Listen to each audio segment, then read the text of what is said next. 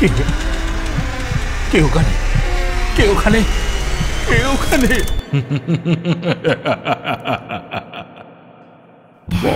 ভুতুরে, যেখানে জীবিত সব চরিত্র।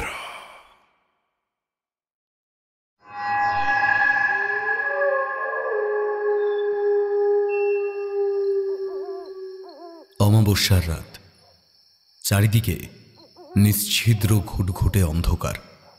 আর এই ঘন অন্ধকারের মধ্যে, জঙ্গলের মধ্যে এদিক থেকে ওদিকে দিগ্ভ্রান্তের মতো প্রাণপণে ছুটছে একটি লোক, যেন কোনো কিছুর হাত থেকে পালিয়ে বাঁচার শেষ চেষ্টা করছে সে, যেন এটি তার বাঁচার শেষ সুযোগ। কিন্তু হঠাৎই কিছু একটা সাথে পা আটকে সজোরে মাটিতে পড়ে যায় লোকটা। কোনো বড় গাছের শিকড়ে পা আটকে যাওয়ায় পড়ে গেছে সে। হাঁটুর দিকটা বেশ জ্বালা জ্বালা করছে তার। এবার লোকটি আস্তে আস্তে হাঁটুর দিকটায় হাত দিয়ে বুঝতে পারে এভাবে পড়ে যাওয়ায় হাঁটুর নিচটা বেশ অনেকটাই কেটে গেছে, আর তার হাত ভিজে উঠেছে টাটকা তাজা রক্তে। এবার কোনো এক অজানা আতঙ্কে আঁতকে ওঠে লোকটা, আর মনে মনে বলতে থাকে, কি হলো? আর বোধহয় শেষ রক্ষা হলো না। এতক্ষণ না বুঝতে পারলেও এবার রক্তের গন্ধে সে তো ঠিকই আমাকে খুঁজে ফেলবে।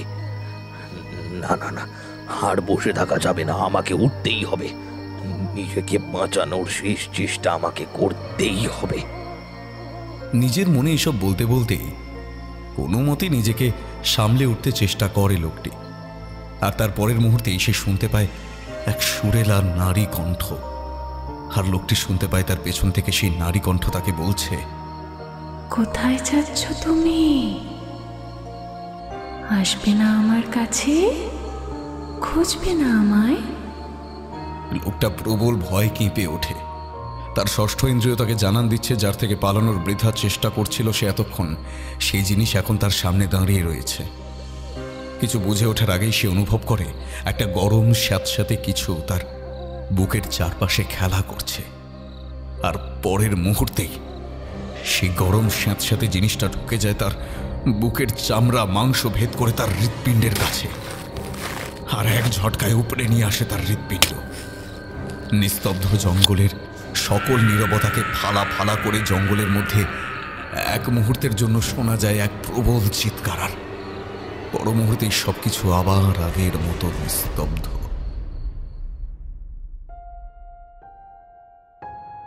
একটি অয়েল ফ্যাক্টরির সয়েল ডিপার্টমেন্টের চিফ ইনচার্জ হিসেবে নতুন জয়েন করেছে রিক। এটি একটি বিদেশি ফ্যাক্টরি। বেশ কিছু বছর আগে পড়াশোনার জন্য সে লন্ডনে আসে। সেখানে সে সয়েল বা মাটি নিয়ে বিস্তর পড়াশোনা করে, আর পড়াশোনা শেষ হতেই তার এই চাকরি। এটাই তার প্রথম চাকরি। তো রিকের জয়নিংয়ের কিছুদিন পরে ওপর মহল থেকে একটা বড় প্রজেক্টের জন্য অর্ডার আসে। রিক যেহেতু সয়েল ডিপার্টমেন্টের চিফ ইনচার্জ, তাই কোম্পানি থেকে আগামীকাল তাকে একটি মাটি খনন দলের ইনচার্জ হিসেবে সেখান থেকে বেশ দূরে থাকা একটি জঙ্গলে যাওয়ার নির্দেশ দেওয়া হয়। তাই সে সেদিন রাতে একটু তাড়াতাড়ি বাড়িতে ফিরে আগামীকালের জন্য সব গোছগাছ করে রাতের খাবার খেয়ে দ্রুত ঘুমিয়ে পড়ে। রাতে সে হঠাৎ স্বপ্ন দেখে একটা গভীর জঙ্গল, কেউ একজন হাতে করে কাপড়ে মোড়া কিছু একটা নিয়ে খুব জোরে ছুটছে, যেন কোনো কিছু থেকে পালাচ্ছে আর বিড়বিড় করে কি যেন বলছে। এটুকু দেখি ঘুমটা ভেঙে যায় তার। ঘুম ভেঙে উঠে তার এরকম অদ্ভুত স্বপ্ন দেখার কারণ সে বুঝতে পারে না। আর তখনই তার রুমে থাকা বড় দেওয়াল ঘড়িটার দিকে তাকিয়ে সে বুঝতে পারে ভোর 6টা বাজে। কাজের জন্য সময় মতো তাকে আজ ওখানে পৌঁছতে হবে। তাই এসব বিষয় নিয়ে আর বেশি চিন্তা না করে বিছানা ছেড়ে উঠে রেডি হতে চলে যায় রিক। রিক এরপর তার কাজের জন্য যথাসময় তার দলটির অন্য সবার সাথে জঙ্গলে চলে যায়। রিক এমনিতে খুব মিশুকে আর বিচক্ষণ প্রকৃতির ছেলে, তাই তার টিমের অন্যান্য সদস্যদের সাথেও আলাপ জমাতে তার খুব বেশি বেগ পেতে হলো না। সে যেহেতু নতুন, তাই এবার টিমের রিকের সাহায্যের জন্য তার সাথে মিস্টার রিচার্ডকে পাঠানো হয়েছে। মধ্যবয়সী হাস্যোজ্জ্বল একজন লোক এই মিস্টার রিচার্ড। রিকের সঙ্গে মিশতে রিচার্ডেরও খুব বেশি সময় লাগে না। জঙ্গলে তাদের কাজের জন্য নির্ধারিত জায়গায় পৌঁছতে পৌঁছতে তাদের টিমের প্রায় বিকেল হয়ে যায়, যার ফলে রিক ও রিচার্ড তারা মিলে সিদ্ধান্ত নেয় যে আজ সকলে মিলে বিশ্রাম নিয়ে আগামীকাল থেকে জোর কদমে কাজ শুরু করবে। সেই অনুযায়ী গাড়ি থেকে নেমে যে যার মতো নিজেদের থাকার জায়গায় চলে যায়। এই প্রজেক্টে শ্রমিকদের থাকার ব্যবস্থা করা হয়েছে তাদের প্রজেক্ট স্পট থেকে একটু দূরে, জঙ্গলের বাইরে। আর জঙ্গল ছাড়িয়ে বেশ কিছুটা দূরে একটা একতলা বাড়িতে রিচার্ড আর রিকের থাকার ব্যবস্থা করা হয়েছে কোম্পানি থেকে। সেখানেই তাদের রান্না বান্নার জন্য একজন স্থানীয় লোক ঠিক করা হয়েছে। শ্রমিকদের জঙ্গলের বাইরে তাদের ক্যাম্পে নামিয়ে দিয়ে গাড়ি নিয়ে রিচার্ড আর রিক তাদের বাড়িতে পৌঁছল। সেখানে গিয়ে তারা দেখল একজন মাঝবয়সী লোক তাদের জন্য বাড়ির ভেতরে অপেক্ষা করছে। রিচার্ড ও রিককে বাড়ির মধ্যে ঢুকতে দেখে লোকটি মুখে একটা লম্বা হাসি টেনে তাদের দিকে এগিয়ে আসে। এরপর লোকটি তাদের সাথে কৌশল বিনিময় এবং টুকটাক কথা শেষ করতে করতে রিচার্ড আর রিককে তাদের ঘর দেখিয়ে দিয়ে বলেন, আপনারা ফ্রেশ হয়ে নিন, আমি ওই সামনের ঘরে আপনাদের রাতের খাবারের বন্দোবস্ত করছি। আরে ঠিক আছে, আপনি ব্যস্ত হবেন না অত, বলল রিক। এরপর লোকটা তার কাজে চলে যায়। কিছুক্ষণ পর রিক ফ্রেশ হয়ে সামনের ঘরে চলে আসে। সে দেখে রিচার্ড তার আগেই সেখানে চলে গেছেন আর তার জন্য অপেক্ষা করছেন। দুজনে একসাথে খাওয়া শুরু করলে খেতে খেতে আগামীকালের কাজের বিষয়ে টুকটাক কথা বলে নেয় তারা এবং যথারীতি খাওয়া শেষ করে যে যার রুমে চলে যায়। সারা দিনের জার্নিতে বেশ ক্লান্ত রিক, তাই নিজের রুমে এসেই দরজা বন্ধ করে বিছানার উপর তার ক্লান্ত শরীরটা এলিয়ে দেয় সে। এভাবে থাকতে থাকতে কখন যে সে ঘুমিয়ে পড়ে নিজেও বুঝতে পারে না। রিক, রিক, ঘুম থেকে ওঠো রিক, আমি এসেছি, আমি এসেছি তোমার কাছে। একটা অদ্ভুত নারী কণ্ঠে নিজের নামটা শুনে আস্তে আস্তে চোখ মেলে তাকায় রিক, কিন্তু কাউকেই সে দেখতে পায় না। নিজের মনের ভুল ভেবে সে আবার চোখ বন্ধ করে ঘুমের চেষ্টা করে। একটু পর আবারও সে শুনতে পায় সেই নারী কণ্ঠ। সে যেন আবার তার নাম ধরে ডাকছে। এবার রিক বেশ বিরক্তি নিয়েই চোখ খোলে, কিন্তু আবার আগের মতোই কাউকে দেখতে পায় না।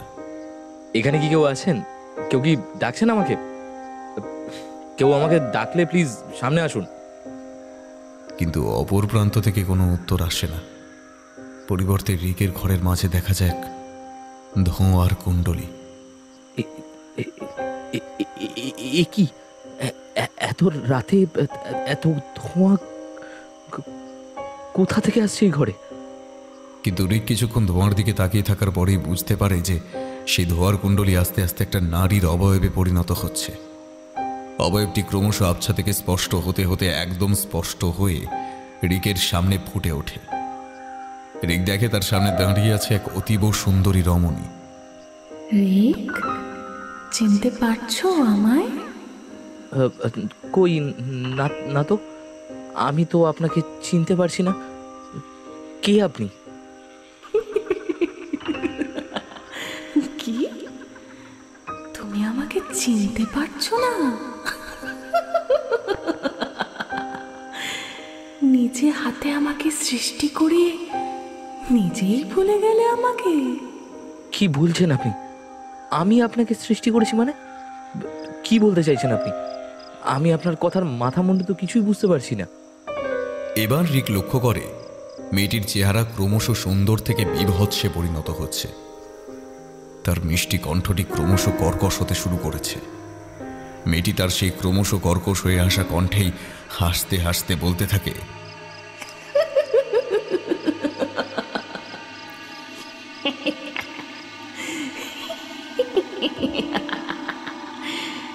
ও, তুমি আমাকে চিনতে পারছো না, তাই তো? বেশ, তবে তবে দেখো তো এবার চিনতে পারো কিনা। বলতে বলতেই চোখের পলকে এক ভয়ানক অবয়বের রূপ ধারণ করতে শুরু করে মেয়েটি। সুন্দরী থেকে রূপান্তরিত হয় ভয়ানক এক পিশাচিনীতে।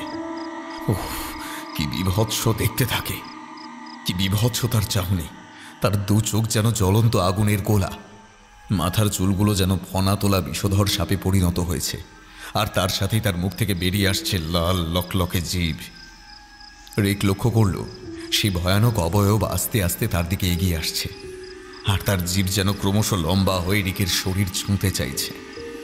না, আর সহ্য করতে পারছে না সে। ধর্মর করে বিছানায় উঠে বসে হাঁপাতে থাকে রিক।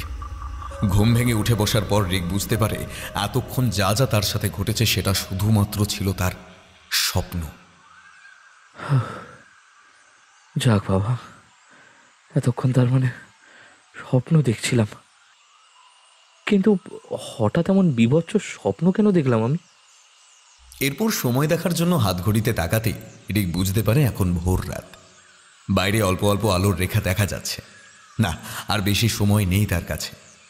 আর 2-1 ঘন্টা পরেই তাকে উঠতে হবে। তাই ওঠার আগে আর এক পশলা ঘুমের জন্য আবার বিছানায় শুয়ে পড়ে রিক। দরজায় জোরে জোরে কড়া নাড়ার শব্দে ঘুম ভাঙে রিকের। ঘুম থেকে উঠে দরজা খুলে সে দেখে রিচার্ড রেডি হয়ে তার জন্য দাঁড়িয়ে আছে। রিককে দরজা খুলতে দেখে রিচার্ড বলেন, কি ব্যাপার রিক, প্রজেক্টের ওখানে যাবে না? তোমার দেরি হচ্ছে দেখে আমি তোমাকে ডাকতে চলে এলাম। ঘড়িতে কটা বাজে সেটা দেখেছো? রিচার্ডের কথায় ঘড়ির দিকে চোখ পড়তেই আঁতকে ওঠে সে। বেলা 11টা বেজে গিয়েছে। রিক লজ্জায় মুখ নিচু করেই বলে, আপনি আমাকে 5টা মিনিট সময় দিন, আমি এক্ষুনি রেডি হয়ে আসছি। বলেই দ্রুত বাথরুমে ঢুকে যায় রিক। ঠিক তার কথা মতো 5 মিনিটের মধ্যেই রেডি হয়ে বেরিয়ে আসে রিক। এরপর সে রিচার্ডকে নিয়ে প্রজেক্টের জায়গার উদ্দেশ্যে রওনা দেয়। কিন্তু শ্রমিকদের আগের দিনই কাজ বুঝিয়ে দেওয়া ছিল বলে সেখানে গিয়ে তারা দেখে শ্রমিকেরা খননের কাজ শুরু করে দিয়েছে। রিক কিছুক্ষণ তাদের কাজের তদারকি করে প্রজেক্টের জায়গাটা ভালোভাবে ঘুরে ঘুরে দেখতে থাকে। এই জায়গায় সে প্রথমবার এলেও রিকের কাছে এই জায়গাটা কেন যে অনেক পরিচিত বলে মনে হচ্ছে সেটা সে বুঝতে পারছে না। কিন্তু এমন মনে হওয়ার কারণটা বুঝতে পারে না রিক। যাই হোক, কিছুক্ষণ এভাবে প্রজেক্টের স্পটটা ঘুরে দেখার পর শ্রমিকদের ক্যাম্পের পাশে থাকা আর একটা ছোট ক্যাম্পের দিকে যায় সে। এটি আসলে রিক আর মিস্টার রিচার্ডের জন্য তাদের কোম্পানি থেকে বরাদ্দকৃত রেস্ট রুম। সেখানে গিয়ে রিক একটা ফাইল খুলে বসে এবং এদিক ওদিক উল্টে পাল্টে দেখতে থাকে। এই প্রজেক্টেরই ফাইল সেটা। ইতিমধ্যে মিস্টার রিচার্ড একটু অসুস্থ থাকায় রিককে এখানকার সমস্ত কাজ বুঝিয়ে দিয়ে তিনি বাড়িতে ফিরে গিয়েছেন। তাই রেস্ট রুমে রিক একা বসে মনোযোগ দিয়ে ফাইলটা দেখতে থাকে আর কিছু কাজ করতে থাকে। রিক, রিক, রিক। বেশ কিছুক্ষণ পর রিক খেয়াল করল দূর থেকে একটা মেইলি কণ্ঠে কেউ যেন তার নাম ধরে ডাকছে। প্রথমে বিষয়টাকে মনের ভুল ভেবে খুব একটা পাত্তা না দিয়ে রিক আবার নিজের কাজে মন দেয়। কিন্তু একটু পরে আবার সে ওই ডাকটা শুনতে পায়। এবার সে শুনতে পায় আরো স্পষ্টভাবে, আরো কাছ থেকে কেউ তার নাম ধরে ডাকছে। একটু নড়ে চড়ে বসে মন দিয়ে শোনার চেষ্টা করে কে ডাকছে তাকে। কিছুক্ষণের মধ্যেই রিক বুঝতে পারে এই কণ্ঠটা আর কারো নয়, বরং গতকাল রাতের স্বপ্নে দেখা সেই নারী অবয়বটির কণ্ঠ। আবারও তার মনে পড়ে যায় আগের রাতের সেই ভয়ানক স্বপ্নের কথা। এরই মধ্যে হঠাৎ আর একটা ডাকে ঘুম ভেঙে যায় তার। চোখ মেলে রিক দেখতে পায় একজন শ্রমিক তার সামনে দাঁড়িয়ে আছে। ও আচ্ছা, তাহলে এতক্ষণ আমি স্বপ্ন দেখছিলাম। কাজের মাঝখানে যে সে কখন ঘুমিয়ে পড়েছিল তা সে ভেবে পায় না। হঠাৎ শ্রমিক লোকটির কথায় রিকের ভাবনায় ছেদ পড়ল। রিককে চুপচাপ বসে থাকতে দেখে শ্রমিক লোকটি বলল, সরি স্যার, আপনার অনুমতি ছাড়াই আপনার রুমে ঢুকে পড়ার জন্য আমি দুঃখিত। কিন্তু আমি বাইরে থেকে অনেকক্ষণ ধরেই আপনাকে ডেকেছি। শেষমেশ আপনার কোনো সাড়া না পেয়ে আপনার অনুমতি ছাড়াই আপনার রুমে ঢুকতে বাধ্য হলাম। ইটস ওকে, তুমি আমাকে ডাকছো কেন সেইটা বলো। কোনো সমস্যা হয়েছে? ইয়েস স্যার, আসলে খোঁড়ার সময় আমাদের এক শ্রমিকের কোদাল কোনো একটা জিনিস এসে বেঁধে যায়। প্রথমে আমরা সবাই ভাবি হয়তো মাটির নিচে বড় কোনো পাথর আছে, কিন্তু একটু ওপর থেকে অল্প মাটি সরাতেই আমরা বুঝতে পারি মাটির নিচে হয়তো ধাতব কিছু রয়েছে। আর এসব জায়গায় তো অনেক পুরনো জিনিসপত্র থেকে থাকে, কিন্তু আপনার অনুমতি ছাড়া তো আর আমরা এইসব জিনিস মাটির নিচ থেকে তুলতে পারি না। তাই তাই আপনাকে ডাকতে আসা। আপনি প্লিজ আমার সাথে একটু চলুন স্যার। এটুকু বলেই হন্তদন্ত হয়ে রুম থেকে বেরিয়ে যায় শ্রমিকটি। লোকটির কথা শুনে তার পেছন পেছন রিকো বেরিয়ে আসে, আর তারা দুজনে একসাথে প্রজেক্ট স্পটের কাছে চলে যায়। এরপর রিক বাকি সব শ্রমিকদের পিছনে সরিয়ে মাটির নিচে কি আছে দেখার জন্য উবু হয়ে খনন করা জায়গাটির পাশে বসে পড়ে। আর একটু নিচু হয়ে রিক দেখে সত্যি সেখানে কিছু একটা আছে বলে মনে হচ্ছে। এবার সে নিজেই আলতো হাতে সেখান থেকে মাটি সরাতে থাকে, আর কিছুক্ষণের মধ্যেই মাটির নিচ থেকে একটা পুরনো কাপড়ে মোড়া মূর্তি দৃশ্যমান হয়। কাপড়টি অনেক পুরনো হয়ে প্রায় ছিঁড়ে গেছে, আর তাই কাপড় না সরিয়েও বোঝা যাচ্ছে এর মধ্যে মুড়ে রাখা মূর্তিটি। এবার মূর্তিটিকে আলতো হাতে মাটি থেকে উঠিয়ে আনে রিক। মূর্তিটা কিসের সেটা দেখার জন্য ছেঁড়া কাপড়টি খুলে নিচে ফেলতেই মূর্তিটি পূর্ণাঙ্গভাবে দেখা গেল। সবাই দেখল এটি একটি নারী মূর্তি। হঠাৎই মূর্তিটি এদিক ওদিক ঘুরিয়ে ফিরিয়ে দেখার সময় ওর মাথায় থাকা মুকুটের আঘাতে রিকের হাতের বেশ কিছুটা জায়গা কেটে যায়। মুহূর্তের মধ্যেই হঠাৎই চারপাশে দমকা বাতাস বইতে শুরু করল। মাথার উপরে নীল আকাশ মুহূর্তেই কালো করে এলো। দূরে কোথাও যেন খুব জোরে একটা বাজ পড়ল, আর একই সাথে শুরু হল প্রবল বৃষ্টি। যেন প্রকৃতিও ভয়ানক কিছু ঘটার পূর্বাভাস দিচ্ছে। বৃষ্টি থেকে বাঁচতে শ্রমিকেরা সব এদিক ওদিক ছোটাছুটি করতে লাগলো। যে যার নিজেদের ক্যাম্পে ঢুকে গেল। রিকো দ্রুত পায়ে ফিরে আসে তার রেস্ট রুমে, তবে আসার সময় মূর্তিটিও তার সাথেই নিয়ে আসে সে। এবার রুমে এসে রিক লক্ষ্য করে তার হাতের ক্ষত থেকে ঝরে পড়া রক্তে যেন স্নান করেছে মূর্তিটা। এতক্ষণ তার মনেই ছিল না হাতের ক্ষতের কথা। রিক দ্রুত মূর্তিটা তার টেবিলের উপরে রেখে নিজের হাতের ক্ষত স্থানে একটা ব্যান্ডেজ করে নিল, আর একটা পরিষ্কার কাপড় দিয়ে মূর্তিটা পরিষ্কার করার জন্য টেবিল থেকে উঠিয়ে মূর্তিটা আবার হাতে নিল। রিক খুঁটিয়ে খুঁটিয়ে মূর্তিটি দেখতে লাগল। মূর্তিটি ছিল একটি 1 ফুট সাইজের ধাতব নারী মূর্তি। মনে তো হচ্ছে এটা কোনো প্রাচীন দেবী মূর্তি, কারণ এখানে যা দেখছি মূর্তিটার একটা হাত অভয় মূর্তির ভঙ্গিতে রাখা, কিন্তু কিন্তু কিন্তু এ কি? মূর্তিটি অপর হাতের দিকে তাকিয়েই আঁতকে ওঠে রিক, কারণ মূর্তিটির অপর হাতে ধরা আছে একটি মানুষের কাটা মাথা, আর মূর্তির মুখে লেগে আছে রক্তহীন করা এক শীতল হাসি। বেশিক্ষণ মূর্তিটির দিকে তাকিয়ে থাকতে পারে না রিক। দ্রুত তার টেবিলের ড্রয়ার খুলে মূর্তিটি সেখানে রেখে দেয় সে। আর পরিষ্কার করা হয়ে ওঠে না মূর্তিটা। সেদিন সেই দুর্যোগ থামতে থামতে প্রায় দুপুর গড়িয়ে বিকেল হয়ে যায়, তাই সেদিন আর শ্রমিকেরা কোনো কাজ করতে পারে না। এবার বাইরের বৃষ্টিটা একটু ধরে আসতেই রিক শ্রমিকদের পরের দিনের কাজ বুঝিয়ে দিয়ে বাড়ির উদ্দেশ্যে রওনা দেয়। বাড়িতে এসে মিস্টার রিচার্ডের সাথে দু একটা দরকারি কথা সেরে নেয়। তখনই মিস্টার রিচার্ড লক্ষ্য করে রিকের হাতের ব্যান্ডেজটা। আরে রিক, কি ব্যাপার? তোমার হাতে ব্যান্ডেজ কেন? কি হয়েছে হাতে? আরে না না, তেমন কিছু না, কাজের সময় একটু আঘাত লেগেছিল। কোনো এক অজানা কারণে মূর্তিটার কথাটা এক প্রকার লুকিয়েই যায় রিক, কিন্তু সে কেন যে এমনটা করলো তা সে নিজেও জানে না। এরপর রাতের খাবার খেয়ে নিজের রুমে গিয়ে শুয়ে পড়ে রিক। শরীর ক্লান্ত থাকা কিছুক্ষণের মধ্যেই ঘুমিয়েও পড়ে সে।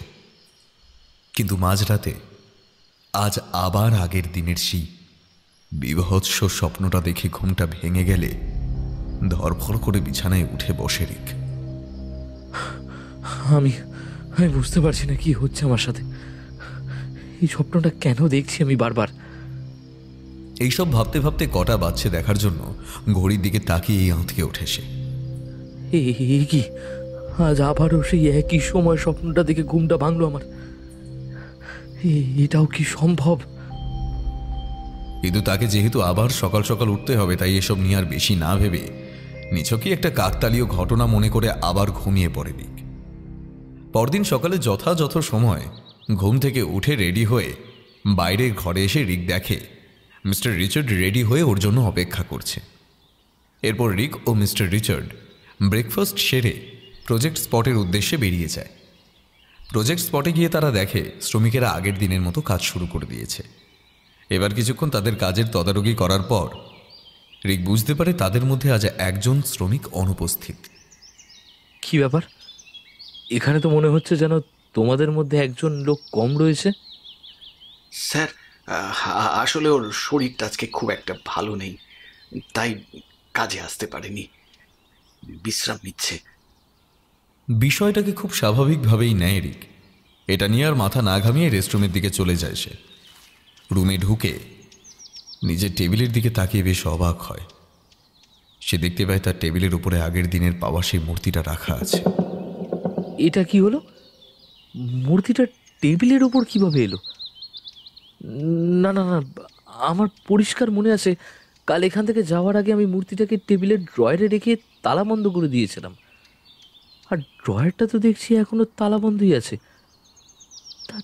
তাহলে মূর্তিটা বাইরে এলো কিভাবে? আমি হয়তো একটু বেশি চিন্তা করছি।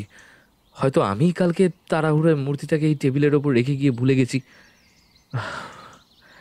যা ধকল যাচ্ছে এই কদিন, মাথার আর দোষ কি? এই ভেবেই সে বিষয়টা স্বাভাবিকভাবে নিয়ে মূর্তিটাকে ড্রয়ারে রেখে নিজের কাজে মন দেয় সে।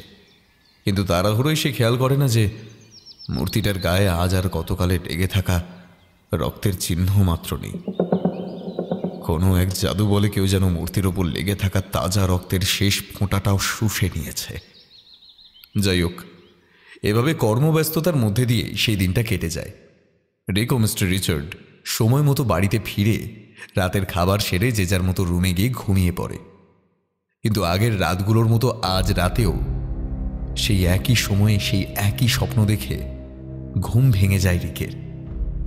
কিন্তু আজ স্বপ্নটা একটু অন্যরকম ছিল। আজ রিকের স্বপ্নে আসা সেই নারী অবয়বটিকে দেখতে আরো ভয়ানক লাগছিল, কারণ আজ সেই অবয়বটির ঠোঁটের কোণে লেগেছিল লাল তাজা রক্ত। এই স্বপ্ন দেখে সেদিন আর ঘুমোতে পারে না রিক। পরের দিন সকালে যথাসময়ে রেডি হয়ে বাইরে বেরিয়ে আসে সে। এরপর রিক ও মিস্টার রিচার্ড আগের দিনগুলোর মতোই একসাথে প্রজেক্ট স্পটের উদ্দেশ্যে বেরিয়ে যায়। কিছুক্ষণের মধ্যেই তারা প্রজেক্ট স্পটে পৌঁছে দেখে স্পটের দৃশ্য আজ একটু ভিন্ন। আজ শ্রমিকেরা কাজ বাদ দিয়ে সবাই এক জায়গায় জড়ো হয়ে কি যেন করছে। শ্রমিকদের ভিড় ঠেলে মিস্টার রিচার্ড ও রিক সেই দৃশ্য দেখল। সেটা দেখার জন্য তারা মোটেও প্রস্তুত ছিল না। দেখল আগের দিনের অসুস্থ থাকা শ্রমিক, সেই লোকটির মৃতদেহ তাদের সামনে পড়ে আছে। মৃতদেহের বিভিন্ন জায়গা থেকে খুবলে খুবলে মাংস উঠিয়ে নেওয়া হয়েছে। মৃত ব্যক্তির বুকের মাঝের জায়গাটায় অনেক বড় একটা ক্ষত, আর সেখান থেকে হৃৎপিণ্ডটা উপড়ে ফেলা হয়েছে। মৃতদেহের মাথাটা একপাশে ফেলে রাখা দেখে মনে হচ্ছে কেউ যেন প্রবল আক্রোশে ছিঁড়ে ফেলেছে মাথাটা। এই দৃশ্য চোখের সামনে দেখে আর সহ্য করতে পারে না রিক। মাথা ঘুরে সেখানেই জ্ঞান হারায় সে। এরপর মিস্টার রিচার্ডের নির্দেশে শ্রমিকেরা তাকে ধরাধরি করে রেস্টরুমে নিয়ে গিয়ে শুইয়ে দেয়। মিস্টার রিচার্ড রিকের মুখে জলের ছিটে দিতে থাকে, ফলে কিছুক্ষণের মধ্যেই জ্ঞান ফিরে আসে। রিক আস্তে আস্তে চোখ মেলে তাকায়। এই ঘটনার পর ওই দিন মিস্টার রিচার্ড রিককে আর কোনো কাজ করতে দেন না। তিনি নিজেই শ্রমিকদের সব কাজ বুঝিয়ে দিয়ে রিককে নিয়ে তাড়াতাড়ি বাড়ি ফিরে আসেন। বাড়ি ফিরে দুজনে রাতের খাবার খেয়ে নেয় ও রিকের শরীর দুর্বল থাকায় রিককে তার রুম অবধি ছাড়তে যায় মিস্টার রিচার্ড। আচ্ছা স্যার, আজকের ওই ওয়ার্কারের ডেড বডিটার কি কোনো ব্যবস্থা করা হয়েছিল? হ্যাঁ রিক, আমি অন্য শ্রমিকদের বলেছিলাম যে জঙ্গলের এক প্রান্তে গিয়ে ওই ডেড বডিটাকে জ্বালিয়ে দিতে, কারণ এখানে লাশটি যদি পুঁতে ফেলা হয় তবে আবার কোনো বন্য পশু লাশটিকে মাটি খুঁড়ে বার করে আনতে পারে। আর আমাদের ওপর কোম্পানি থেকে আগেই অর্ডার দেওয়া থাকে যে কোনো প্রজেক্টের কাজে এসে যদি কোনো শ্রমিকের আকস্মিক মৃত্যু হয় তবে প্রজেক্ট স্পটের পাশেই ডেড বডির সৎকার করে দিতে হবে। ও আচ্ছা আচ্ছা, তবে স্যার ডেড বডিটা দেখে আপনার কি মনে হয়েছে? কোনো বন্যজন্তুর পক্ষে কোনো মানুষকে এভাবে নৃশংসতার সাথে হত্যা করা কি আদৌ সম্ভব? শোনো রিক, আমি আগেকার দিনের মানুষ, আমার ধ্যান ধারণা চিন্তা ভাবনার সাথে তোমাদের বর্তমান সময়ের ধ্যান ধারণার মিল হবে না কখনোই। উল্টে আমার চিন্তা ভাবনার কথা শুনলে হয়তো তুমি আমাকে পাগল টাগলও ভাবতে পারো, আর না হয় ভাববে যে আমি কুসংস্কারাচ্ছন্ন মানুষ। কিন্তু আমি তো জানি যে আমার প্রতিটি ধ্যান ধারণা কতটা যুক্তিযুক্ত আর কতটা সত্য, কারণ আমি বিভিন্ন ঘটনা চাক্ষুষ করে বিভিন্ন বইপত্র ঘেঁটে তবেই কোনো সিদ্ধান্ত নিই। স্যার, মানুষের চিন্তা ভাবনাগত পার্থক্য থাকতেই পারে, কিন্তু তার জন্য অন্যের চিন্তা ভাবনাকে সম্মান করব না, বা অন্যের চিন্তা ভাবনায় পার্থক্য হলে তাকে কুসংস্কারাচ্ছন্ন ভাববো, আমি এমন মানুষ নই। তাই আপনি এই মৃত্যুটা নিয়ে কি ভাবছেন প্লিজ আমাকে একবার বলুন স্যার। রিকের কথাগুলো শুনে কিছুক্ষণ চুপ থাকে মিস্টার রিচার্ড, তারপর বলতে শুরু করেন। দেখো রিক, শ্রমিক লোকটির মৃত্যু কোনো বন্য পশু দ্বারা হয়নি বলে আমি মনে করি। প্রথমে সবার মতো আমিও ভেবেছিলাম যে হয়তো ওই মৃত্যুর জন্য কোনো বন্য পশুই দায়ী, কিন্তু কিছুক্ষণ পরেই আমার ভুল ভাঙল। কিছুক্ষণ ভালো করে দেখার পর যখন দেখলাম লোকটার মাথাটা তার শরীর থেকে বিচ্ছিন্ন হয়ে একটু দৌড়ে পড়ে রয়েছে, তখনই আমার ভুলটা ভাঙল। কারণ এটা কোনো বন্য জন্তুর কাজ হতে পারে না। কোনো বন্য জন্তু হলে শ্রমিক লোকটিকে হত্যা করলেও মাথা ছিঁড়ে ফেলতো না। ওর লাশটা দেখে আমার মনে হচ্ছে কেউ যেন প্রবল আক্রোশে লোকটির ধড় থেকে মাথাটা ছিঁড়ে নিয়ে ফেলে দিয়েছে। রিক, আমার মনে হয় লোকটির মৃত্যুর পেছনে অন্য কোনো শক্তির হাত রয়েছে, আর হতে পারে এটা কোনো অতি প্রাকৃতিক শক্তির কাজ। মিস্টার রিচার্ডের কথাগুলো শুনে কিছুটা বিস্ময়ের চোখে রিক তাকিয়ে থাকে তার দিকে। মিস্টার রিচার্ডের কথাগুলো আদৌ বিশ্বাস হয় না তার। সে মুখে আর এই বিষয়ে কিছু না বলে চুপ করে বসে থাকে। মিস্টার রিচার্ড বিষয়টা বুঝতে পেরে তিনিও আর এই বিষয়ে কোনো কথা বলেন না। আচ্ছা রিক, তুমি বিশ্রাম নাও, এমনিতেও তুমি অসুস্থ, পরে কথা হবে, কেমন? এটুকু বলেই মিস্টার রিচার্ড রিকের ঘর থেকে বেরিয়ে যায়। রিকও আর কথা বাড়ালো না। মিস্টার রিচার্ড যাওয়ার পর রিক ঘুমানোর চেষ্টা করতে থাকে, আর শরীরটা দুর্বল থাকায় সে খুব তাড়াতাড়ি ঘুমিয়েও পড়ে। কিন্তু একটু পর আগের রাতগুলোর মতোই সেই বিভৎস স্বপ্ন দেখে আবার ঘুমটা ভেঙে যায় রিকের। আজ আবার সেই নারী অবয়ব তার স্বপ্নে এসেছিল, আবার সেই একই কথাগুলো বলছিল অবয়বটি আগের রাতের মতো। এই কথাগুলো শুনতে শুনতে রিক এখন অভ্যস্ত প্রায়। কিন্তু কিছুক্ষণ পর রিক খেয়াল করে আজ নারী অবয়বটি তার হাতে কি যেন একটা ধরে আছে। আরে হ্যাঁ, ওটা তো একটা কিছুর কাটা মাথার মতোই লাগছে। চমকে ওঠে রিক, কিন্তু পরক্ষণেই একটু কৌতূহলবশত কিসের মাথা ওটা দেখার জন্য একটু ভালোভাবে অবয়বটির হাতের দিকে তাকাতে বড় একটা ধাক্কা খায় রিক।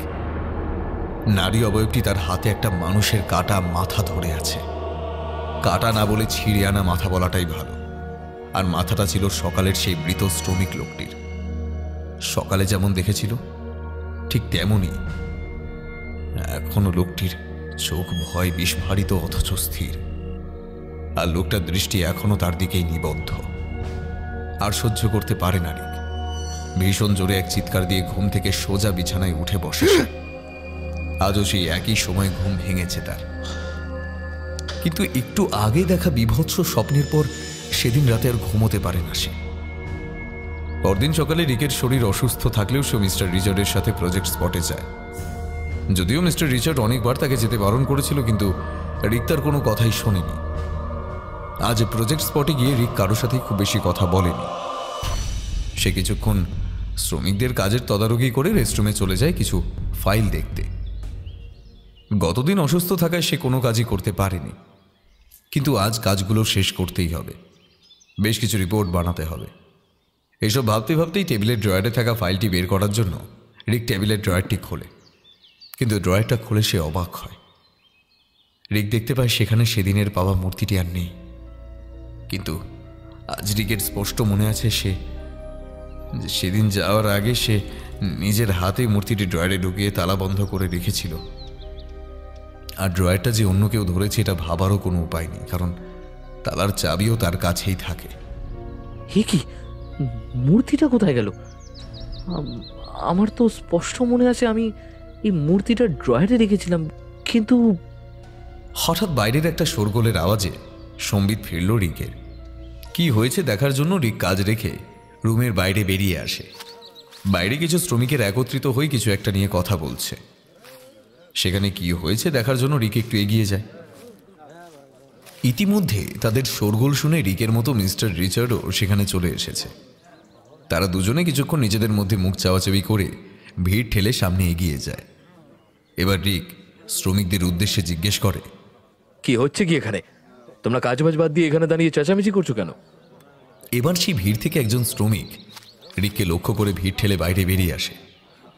স্যার, ওই সেদিন আমাদের দলের যে শ্রমিক লোকটা মারা গেছিল, আজ একটু দরকারে না আমি তার ক্যাম্পে যাই, আর সেখান থেকে আমি একটা জিনিস পাই। এই যে এই দেখুন স্যার, আমি লোকটার ঘর থেকে এইটা পেয়েছি।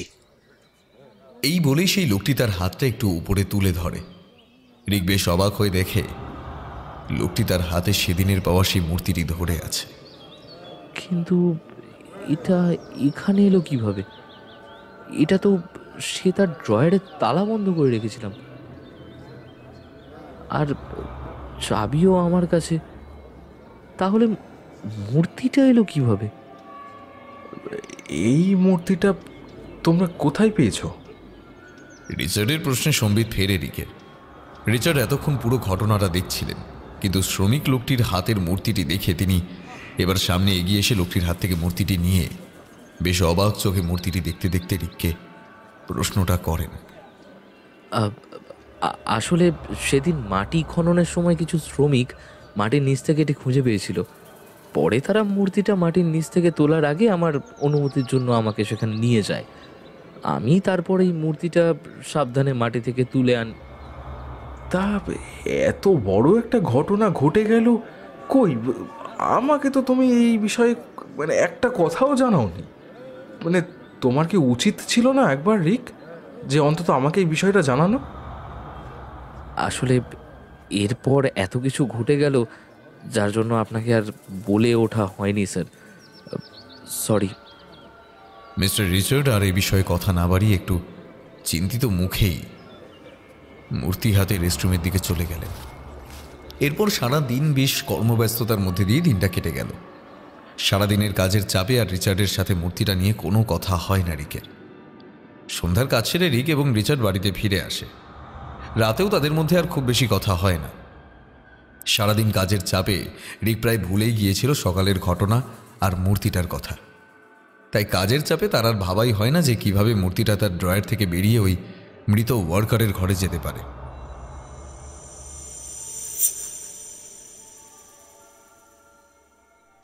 রাতে ঘুমের মধ্যে রিক আবার স্বপ্ন দেখে। সে দেখে যে সেদিন মাটির নিচ থেকে মূর্তিটা তার ঘরের দিকেই এগিয়ে আসছে। ধীরে ধীরে রিকের ঘরের মধ্যে প্রবেশ করে ধাতব মূর্তিটি। রিক অবাক চোখে দেখতে থাকে ধাতব মূর্তিটি অবিকল দম দেওয়া পুতুলের মতো হাঁটছে, যা যা কখনোই সম্ভব নয়। এবার তার আরও অবাক হওয়ার পালা। সে দেখে সেই মূর্তিটা তার ঘরে ঢোকার পরে আস্তে আস্তে নিজের রূপ পাল্টাতে শুরু করেছে, আর সে ধীরে ধীরে একটা অবয়বে পরিণত হচ্ছে। মূর্তিটির রূপ পরিবর্তন হতে হতে একসময় সেই ভয়ঙ্কর নারী অবয়বে পরিণত হয়ে উঠল, আর অবয়বটির হাতে ধরা আছে আর একজনের ধর থেকে উপড়ে আনা মাথা। কার মাথা সেটা দেখার জন্য রিক ভালোভাবে তাকাতেই বড় রকমের একটা ধাক্কা খেল। সে দেখে আজ নারী মূর্তিটি তাদেরই দলেরই আর এক শ্রমিকের মাথা ধরে দাঁড়িয়ে আছে। লোকটির দৃষ্টি স্থির অথচ শীতল। লোকটি যেন তার দিকেই তাকিয়ে আছে। স্বপ্নের মধ্যেই প্রচণ্ড ভয়ে আঁতকে ওঠে রিক, আর তার এই ভয়ার্ত মুখ দেখেই সেই অবয়বটি এবার ভয়ঙ্কর শব্দে হাসতে থাকে। আর একটা সময় পরে রিকের কাছে অসহ্য হয়ে ওঠে সেই হাসি। চিৎকার করে ঘুম থেকে সোজা উঠে বসে হাঁপাতে থাকে সে। আজ তার চিৎকারটা একটু বেশি জোরালো ছিল, তাই এত রাতে তার চিৎকার শুনে পাশের রুম থেকে রিচার্ড ছুটে আসেন রিকের রুমে। রিক, রিক, এই কি হয়েছে? এইভাবে চিৎকার করছো কেন? রিক, রিক! মিস্টার রিচার্ড রিককে অনেকবার রুমের বাইরে থেকে ডাকেন, কিন্তু রিক তখন এতটাই ভয় পেয়েছিল যে সাড়া দেওয়ার মতো অবস্থায় ছিল না। রিকের কোনো সাড়া শব্দ না পেয়ে রিকের রুমে ঢুকে যান রিচার্ড। তিনি দেখেন রিক অন্ধকারে তার খাটের উপরে বসে হাঁপাচ্ছে। রিককে দেখে রিচার্ড খুব স্পষ্টতই বুঝতে পারেন যে কোনো বিষয় খুব ভয় পেয়েছে সে। রিকের রুমের লাইট অন করে রিকের পাশে এসে বসে তার হাতে জলের গ্লাসটা এগিয়ে দেন রিচার্ড। এই নাও, জলটা খাও, শান্ত হও একটু।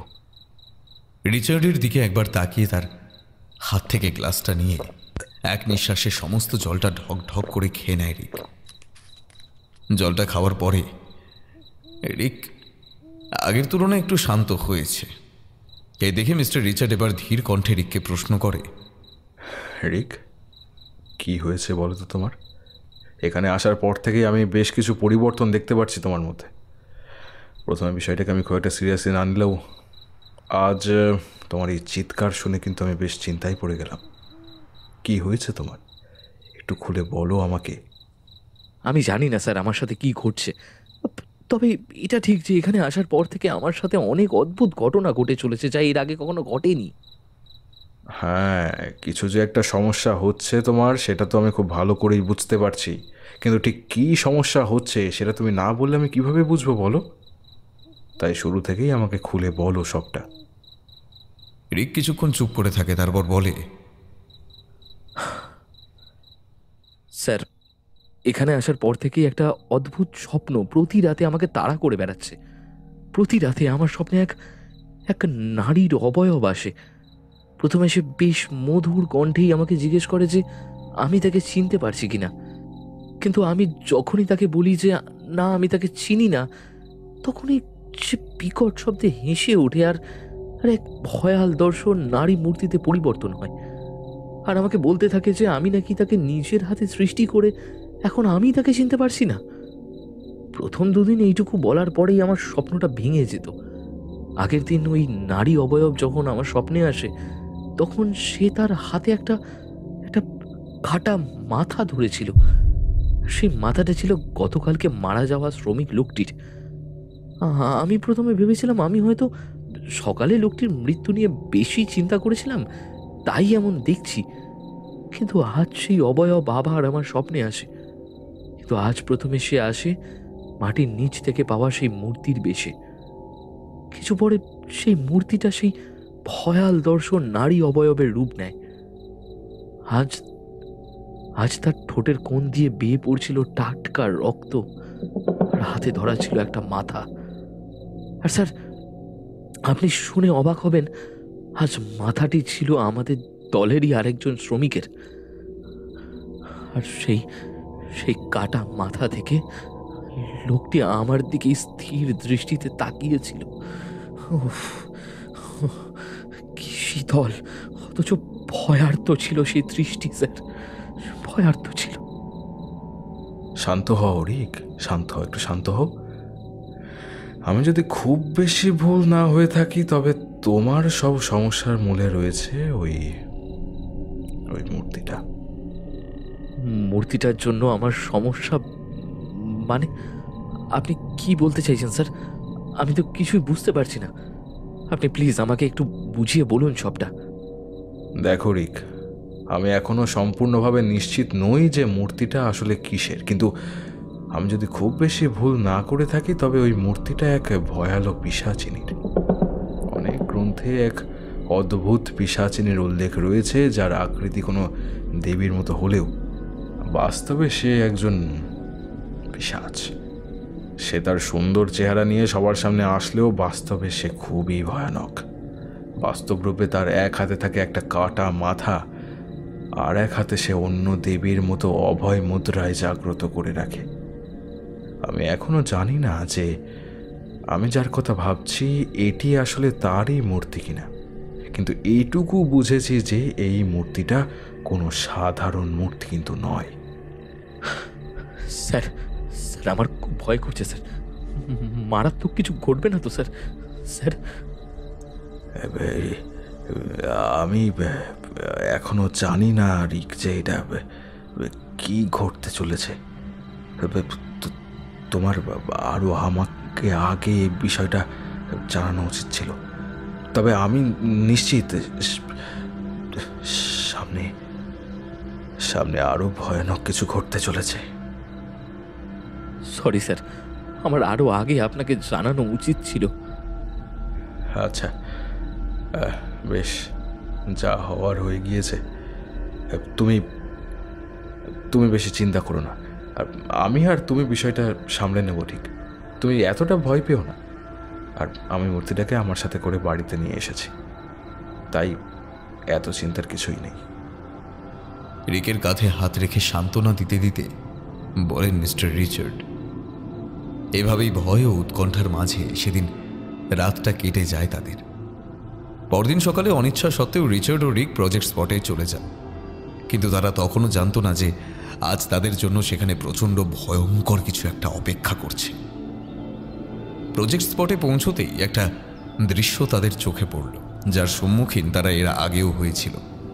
তারা দেখল আজও শ্রমিকেরা কাজ বন্ধ করে সেই আগের দিনের মতো এক জায়গায় ভিড় করে কি যেন আলোচনা করছে। এবার তারা ভিড় ঠেলে ভেতরে ঢোকে, আর ভেতরে ঢুকে তারা যা দেখতে পায় তাতে রিকের ভয়টা এবার অনেক গুণ বেড়ে যায়। সেখানে তারা দেখে আরও একজন শ্রমিক মৃত অবস্থায় সেখানে পড়ে আছে, আর একটু দূরে তার ধর থেকে উপড়ানো মাথাটা পড়ে আছে ঠিক আগের দিনের মতোই। রিচার্ড এবার বেশ কৌতূহলী হয়ে শ্রমিকদের জিজ্ঞেস করেন, আচ্ছা, এখানে এত বড় একটা ঘটনা ঘটে গেল রাতের বেলা, আর তোমরা কেউ টেরই পেলে না? না স্যার, আমরা আমরা কিছুই বুঝতে পারিনি। না কোনো চিৎকার শুনেছি, না কোনো আওয়াজ হয়েছে। এদিকে রিক এই দৃশ্য আর সহ্য করতে না পেরে চিৎকার করে সেখানেই মাথায় হাত দিয়ে বসে পড়ে। রিকের অবস্থা দেখে রিচার্ড এবার বেশ চিন্তায় পড়ে যান। এ তো আচ্ছা, মুশকিলে পড়া গেল। আচ্ছা সবাই শোনো, আমি তোমাদের রিক স্যারকে নিয়ে একটু রেস্টরুমে যাচ্ছি। তোমরা ততক্ষণে ডেড বডিটাকে প্রজেক্ট স্পটের শেষ প্রান্তে সৎকারের ব্যবস্থা করো, যাও। রিককে নিয়ে রেস্টরুমে আসার পর সে এবার কান্নায় ভেঙে পড়ল। স্যার স্যার, এগুলো আমার সাথে কি হচ্ছে? আমি গতকাল যে ওয়ার্কারের কাটা মাথা ওই ওই নারী অবয়বের হাতে দেখলাম, আজ সেই মারা গেল। এটা এটা কিভাবে সম্ভব স্যার? স্যার কিভাবে স্যার? আর আমি তো এটাই বুঝতে পারছি না যে যে ওই নারী অবয়ব কেন বারবার আমার স্বপ্নে আসছে, কেন? এতক্ষণ চুপচাপ দাঁড়িয়ে রিকের কথাগুলো খুব মন দিয়ে শুনছিলেন মিস্টার রিচার্ড। এবার তিনি আস্তে আস্তে রিকের কাঁধে হাত রেখে বললেন, রিক, তুমি কেঁদো না, এখন কান্নাকাটির সময় নয়। বিপদ যখন এসেছে তখন সেই বিপদ থেকে বের হওয়ার পথ নিশ্চয়ই থাকবে। আমাদের এখন সেই পথটাই শুধু খুঁজে বার করতে হবে। এই কাজ আমাদের দুজনকে একসাথে করতে হবে। কিন্তু কিন্তু কিভাবে কিভাবে আমরা এই বিপদ থেকে উদ্ধারের রাস্তা খুঁজে বের করব স্যার? আমাদের এই বিষয়টা নিয়ে কিছু করার আগে এই জায়গায় প্রাচীন ইতিহাস সম্পর্কে একটু জানতে হবে, আর তার জন্য আমাদের যেতে হবে এখানকার সব থেকে পুরনো কোনো লাইব্রেরিতে। দেখা যাক সেখানে এই জায়গা সম্পর্কে কোনো তথ্য পাওয়া যায় কিনা। শোনো রিক, আমার বিশ্বাস এই জায়গা সম্পর্কে যদি আমরা কিছু জানতে পারি, তবে এই সমস্যার সমাধানের জন্য আমরা কোনো না কোনো একটা উপায় ঠিকই পেয়ে যাব। রিক এই কথার কোনো উত্তর না দিয়ে শুধু সম্মতিসূচকভাবে ঘাড় নাড়ল। এরপর তারা আর দেরি না করে প্রজেক্ট স্পট থেকে লাইব্রেরির উদ্দেশ্যে বেরিয়ে গেল। স্থানীয় কিছু মানুষজনের সহায়তা এবং বেশ কিছুক্ষণ খোঁজাখুঁজির পর তারা পৌঁছয় সেই অঞ্চলের সবথেকে পুরনো লাইব্রেরিতে। সেখানে ঢুকতেই তারা দেখে একজন বেশ বয়স্ক মহিলা রিসেপশনে লাইব্রেরিয়ানের চেয়ারে বসে আছেন। তাদের লাইব্রেরিতে ঢুকতে দেখে মহিলা মুখে একটা হাসি টেনে চেয়ার ছেড়ে উঠে দাঁড়িয়ে বললেন, স্বাগতম আপনাদের। বলুন কিভাবে আপনাদের সাহায্য করতে পারি। রিক মহিলাকে কিছু একটা বলতেই যাচ্ছিল, কিন্তু তার আগেই রিচার্ড রিককে থামিয়ে দিয়ে নিজেই মহিলার সাথে কথা বলতে সামনে এগিয়ে যায়। রিচার্ড এবার মুখে একটা হাসি টেনে মহিলাকে বলেন, আসলে আমরা এই জায়গাটার ব্যাপারে একটু রিসার্চ করতে এসেছিলাম, কিন্তু এখানকার কোনো কিছুই আমরা জানি না, তাই এখানকার ইতিহাস সম্পর্কে জানতেই আমাদের এই লাইব্রেরিতে আসা। সবাই বললো এটাই নাকি এখানকার সব থেকে পুরনো লাইব্রেরি, আপনি কি আমাদের এমন কোনো বই দিতে পারবেন যা যা পড়ে আমরা এখানকার ইতিহাস সম্পর্কে একটু ধারণা পেতে পারি? রিচার্ডের কথা শুনে লাইব্রেরিয়ান মহিলা বেশ কিছুক্ষণ চুপ থেকে কি যেন একটু ভেবে নিয়ে বলেন, হ্যাঁ, বই তো ছিল, কিন্তু এখন সেগুলো আদৌ পড়া যাবে কি না সেটা তো বলতে পারছি না। বইগুলো আসলে অনেক আগের। বইটি উদ্ধারের আগে বইয়ের অনেক পাতা পোকায় খেয়ে নষ্টই করে ফেলেছে। এ বাবা, এটা তো খুবই দুঃখজনক ঘটনা। ঠিক আছে, তাও যা আছে প্লিজ একটু নিয়ে আসুন। যদি কিছু উদ্ধার করা যায় সেখান থেকে তাহলে উপকার হবে আমাদের অনেক। আচ্ছা বেশ, আপনারা বসুন, আমি বইগুলো নিয়ে আসছি। আপনারাই দেখুন কিছু পড়তে পারেন কি না। এইটুকু বলেই লাইব্রেরিয়ান মহিলা একটা রুমের মধ্যে ঢুকে গেলেন। কিছুক্ষণ পর তিনি বেশ কিছু পুরনো বই নিয়ে বাইরে বেরিয়ে আসেন ও বইগুলো তাদের সামনে রেখে বললেন, এই নিন, এইগুলোই এখানকার সব থেকে পুরনো বই। বইগুলোর অনেক পাতাই নষ্ট হয়ে গেছে। দেখুন আপনার এখান থেকে কিছু জানতে পারেন কি না। এইটুকু বলে মহিলা সেখান থেকে চলে যান। রিক ও রিচার্ড এবার আর দেরি না করে বইগুলো ঘাঁটতে শুরু করেন। প্রথম দুটো বই ঘেঁটে তারা তেমন কিছু জানতে পারে না। এবার তারা তৃতীয় বইটি পড়তে শুরু করে। আগের বই দুটির তুলনায় এই বইটির অবস্থা আরও খারাপ। বইটার অনেক জায়গায় পোকায় খেয়ে নষ্ট করে ফেলেছে। আসলে এটাকে বই বললে ভুল হবে, এটা ছিল কোনো এক ব্যক্তির লেখা একটা রিসার্চ বুক। মিস্টার রিচার্ড এবার বইটা পড়তে শুরু করেন। প্রথম দিকের পাতায় তারা তেমন কিছু পায় না, কিন্তু মাঝখানের একটা পাতায় এসে মিস্টার রিচার্ডের চোখ আটকে যায়। রিচার্ড এবার লেখাগুলো পড়তে শুরু করেন। সেখানে লেখা ছিল, আমার নাম ডেভিড। আমি পেশায় একজন ব্যবসায়ী। বিভিন্ন অ্যান্টিক সামগ্রীর ব্যবসা করি। কিন্তু আমার একটু লোভের জন্য আজ আমি এ জঙ্গলে এসে প্রাণ হারাতে চলেছি। আমি জানি এখানে আমার মৃত্যু অবধারিত, কারণ এখান থেকে বের হওয়ার সমস্ত পথ বন্ধ করে দিয়েছে সে। কিন্তু মৃত্যুর আগে আমি এ জঙ্গলের বিষয়ে কিছু কথা লিখে রেখে যেতে চাই, যাতে আমার মতো আর কেউ এখানে আসার ভুল না করে। জানি না আমার এই লেখাগুলো আদেও কোনো দিন কারোর হাতে পৌঁছবে কিনা, কিন্তু তারপরেও আমি লিখে রেখে যাচ্ছি এই জঙ্গলটার বিষয়ে কিছু কথা।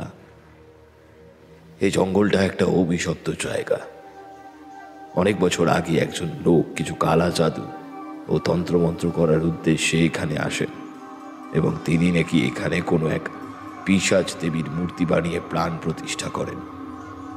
লোকটি প্রথমে মূর্তিটি বাসকারী পিশাচিনীকে, যাকে হত্যা করার আদেশ দিত, পিশাচিনী তার নিজের রূপের মায়ায় ভুলিয়ে তাদের হত্যা করত। এভাবে লোকটির সমস্ত অভীষ্ট পূরণ হতে থাকে। লোকটি পিশাচিনীর কাজের জন্য অনেক খুশি হয়। এরপর কেটে যায় বেশ কিছুদিন।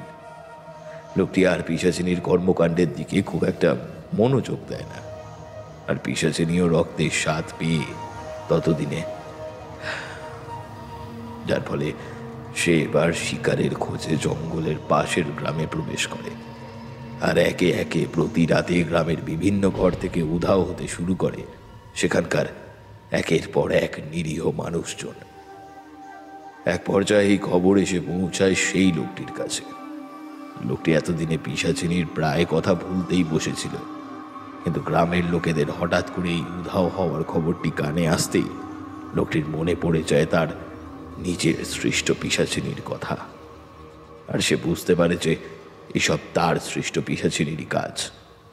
সে আরও বুঝতে পারে যে এইভাবে পিশাচিনীকে কাজ শেষের পর ছেড়ে রাখা উচিত হয়নি। তাই লোকটি পিশাচিনীকে আবার তার জায়গায় ফিরিয়ে দেওয়ার জন্য সেই জঙ্গলে ফিরে আসে। এক মধ্যরাতে সে আহ্বান করে পিশাচিনীকে, আমার দেওয়া কাজ তুমি ভালোভাবে শেষ করেছ। আমি তোমার কাজে খুশি হয়েছি। তোমার কাজ এখন শেষ। তোমার স্রষ্টা হিসাবে আমি তোমাকে আদেশ করছি, তুমি এখন এই মুহূর্তে তোমার দুনিয়ায় ফিরে যাও। কিন্তু ততদিনে অনেক দেরি হয়ে গিয়েছিল। পিশাচিনী ততদিনে রক্তের স্বাদ পেয়ে গেছিল।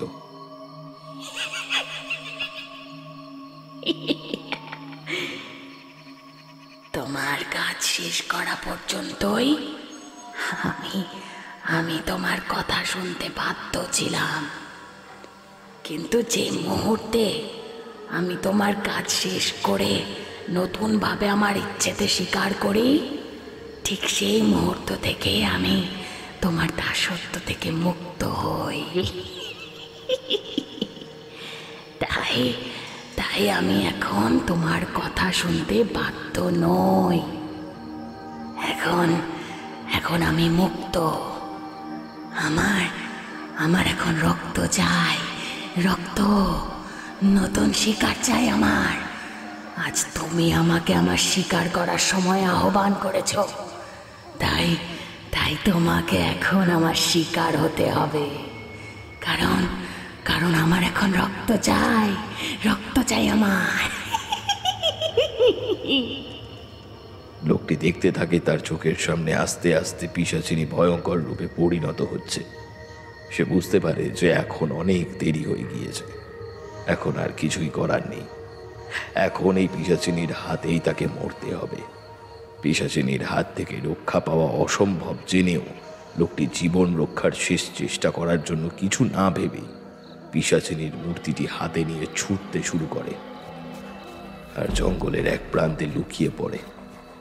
কিন্তু পিশাচিনী তাকে ঠিকই কিছু সময়ের মধ্যে খুঁজে বার করে, আর শিকারের জন্য এতক্ষণ অপেক্ষা করার ফলে সে ভীষণ রাগে নিজের লম্বা লকলকে জিভ দিয়ে লোকটির বুক থেকে হৃৎপিণ্ড বের করে এনে প্রবল আক্রোশে ধর থেকে তার মুন্ডুটা ছিঁড়ে ফেলে।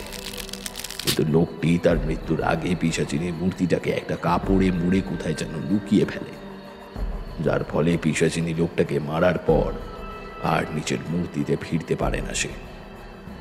আর পিশাচিনীও এই জঙ্গল ছেড়ে অন্য কোথাও যাওয়ার শক্তি হারায়, এখানেই ঘুরে বেড়ায়। এই ঘটনার পর পিশাচিনী আর জঙ্গলের বাইরে কাউকে হত্যা করতে পারেনি, কিন্তু এই জঙ্গলে যে একবার এসেছে সে আর বেঁচে ফিরতে পারেনি। তাই জায়গাটিতে আর কেউ আসে না। এখানে কেউ আসলে তার মৃত্যু অবধারিত। কিন্তু আমি এখানকার লোকেদের কথা বিশ্বাস না করে মূর্তিটার লোভে পড়ে মূর্তিটা খুঁজতে এখানে এসেছিলাম, আমার কিছু বিশ্বস্ত লোকজনকে সঙ্গে নিয়ে। এখানে আসার পর অনেক চেষ্টা করেও আমরা মূর্তিটা খুঁজে বার করতে পারি না। উপরন্তু একে একে আমি আমার সব সাথীদের হারাতে থাকি। আমাদের দলের মধ্যে একমাত্র আমি এখনো বেঁচে আছি। আজ অমাবস্যা, আজ পিশাচিনীর শক্তি কিছুটা কম থাকবে। আজই এ জঙ্গল থেকে বের হওয়ার সেই সুযোগ আছে আমার কাছে। যদি আমি এই জঙ্গল থেকে কোনোভাবে বের হতে পারি তাহলে হয়তো আমি বেঁচে যেতে পারি, কিন্তু আমি জানি সে আমাকে এখান থেকে বের হতে দেবে না।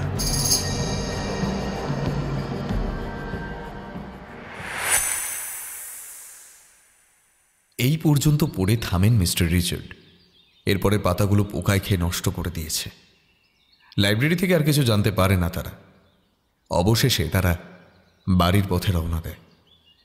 ফেরার পথে রিক মিস্টার রিচার্ডকে জিজ্ঞেস করে, আচ্ছা স্যার, খুব বেশি কিছু তো জানতে পারলাম না। এবার আমরা ভয়াবহ সমস্যা থেকে উদ্ধার পাবো কিভাবে? আমাদেরও কি এখানে এভাবে অন্য সবার মতো ওই ওই পিশাচিনীর হাতে মারা যেতে হবে? আগে থেকে এতটা ভেঙে পড়ো না রিক। দেখো, এটুকু তো আমরা নিশ্চিত হতে পেরেছি যে এটা আসলে একটা পিশাচিনেরই মূর্তি, আর পিশাচিনের মূর্তিটা মাটির নিচ থেকে বের করার জন্য সে এখন মুক্ত। সে এখন আবার আগের মতো তার ইচ্ছা অনুসারে যে কোনো জায়গায় যেতে সক্ষম। আর এই জন্যই শ্রমিকদের মৃতদেহের আশেপাশে মূর্তিটা পাওয়া যায়। কিন্তু পিশাচিনীকে কিভাবে বিনাশ করা যায় সে বিষয়ে আমি এখনই কিছুই বলতে পারবো না। আমার কাছে কিছু বই আছে, আমি আজ রাতে একটু স্টাডি করব, তারপরে বলতে পারবো যে এর হাত থেকে বাঁচার কোনো উপায় আদৌ আছে কিনা। তবে আমার মন বলছে একটা উপায় নিশ্চয়ই বের হবে। তুমি একটু ধৈর্য ধরো। একটানা কথাগুলো বলে যান মিস্টার রিচার্ড। এবার রিককে নিয়ে বাড়িতে ফিরে মিস্টার রিচার্ড রিককে নিয়ে সোজা তার রুমে চলে যান আর ভেতর থেকে দরজাটা বন্ধ করে দেন।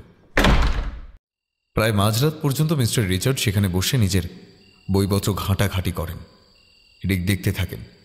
রিচার্ডের কাছে অদ্ভুত অদ্ভুত সব বই রয়েছে। সকল বই ভূত, প্রেত, তন্ত্র, মন্ত্র, ডাইনি, পিশাচিনী ইত্যাদির বিষয়ের ওপর লেখা। রিক বেশ কিছুক্ষণ ধরে খেয়াল করছে রিচার্ড একটি বই খুব মনোযোগ দিয়ে পড়ছে। এসব দেখতে দেখতে রিক কি যেন আনমনা হয়ে ভাবছিল। হঠাৎ মিস্টার রিচার্ডের ডাকে তার সম্বিত ফেরে। পেয়েছি রিক, পেয়েছি। অনেক কষ্টের পর হয়তো একটা উপায় বার করতে পেরেছি আমরা। এই শুনে যেন আশার আলো দেখতে পায় রিক। স্যার কি পেলেন দয়া করে একটু বলুন আমাকে। আরে বলছি, শোনো তবে।